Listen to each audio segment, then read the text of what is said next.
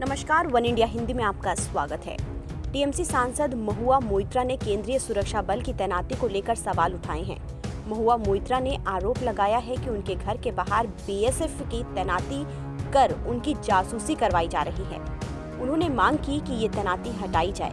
महुआ मोइत्रा ने इसको लेकर दिल्ली पुलिस को चिट्ठी लिखी है। टीएमसी सांसद ने कहा कि बाराखंबा रोड के एसएचओ 12 फरवरी की शाम करीब 6:30 बजे मेरे आवास पर मिलने आए।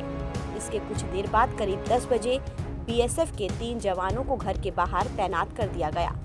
टीएमसी सांसद ने कहा कि इन सुरक्षा बलों के व्यवहार से लगा कि वो मूवमेंट को नोट कर रहे हैं। इससे मुझे ऐसा लगा कि मैं किसी तरह की निगरानी में हूँ। इस देश की नागरिक होने के नाते निजता का अधिकार मेरा मौलिक अधिकार है।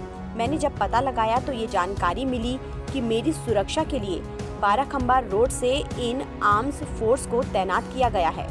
हालांकि इस देश की आम नागरिक के तौर पर मैंने कभी इस तरह की सुरक्षा की मांग नहीं की, इसलिए आपसे अनुरोध है कि कृपया इन्हें यहां से वापस बुला लें। उन्होंने कहा कि सिर्फ मेरी सुरक्षा करने पर संसाधनों को बर्बाद नहीं करना चाहिए, सबकी सुरक्षा हो, मुझे कुछ खास नहीं चाहिए। मैं सुरक्षा नहीं लेती। यदि आप मेरी निगरानी कर रहे हैं तो मुझसे पूछें और मैं आपको बताऊंगी। भारतीय लोकतंत्र पहले से ही खतरे में है। हमें ऐसा एहसास मत दिलाइए कि हम रूसी गुलाम में रह रहे हैं। हम ना स्मगलर के साथ कोई रिश्ता रखते, ना कोई ईडी सीबीआई का मेरा मामला है। तो हमारे घर में कोई आता जाता है, इट्स ओपन। सो हमने कहा कि जो ये कर रहे हैं उनको बस हम पूछे और सबके सामने ही पूछे। इसीलिए हमने ट्वीट किया और हमने एसएचओ और दिल्ली पुलिस कमिश्नर को हम पूछना चाहते हैं। Surely they have done it under orders कि if you have done it to protect me, let me tell you, I'm a citizen of India. Please don't waste your resources on just protecting me. Protect everybody. Protect everybody, not just me. I don't need anything special. I don't take security.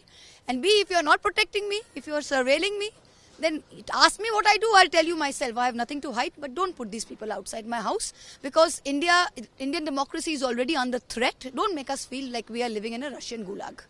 ये मत कीजिए।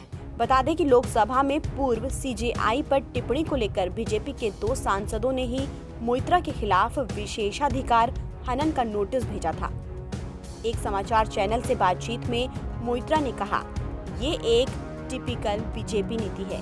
अगर CBI और ED से काम नहीं हो रहा है तो किताब में लिखी हर गंदी नीति अपनाओ।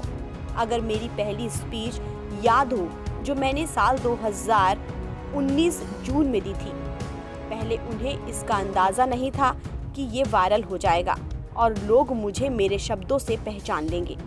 फिलहाल इस खबर में इतना ही। देश और दुनिया की तमाम खबरों के लिए आप बने रहिए वन इंडिया हिंदी के साथ।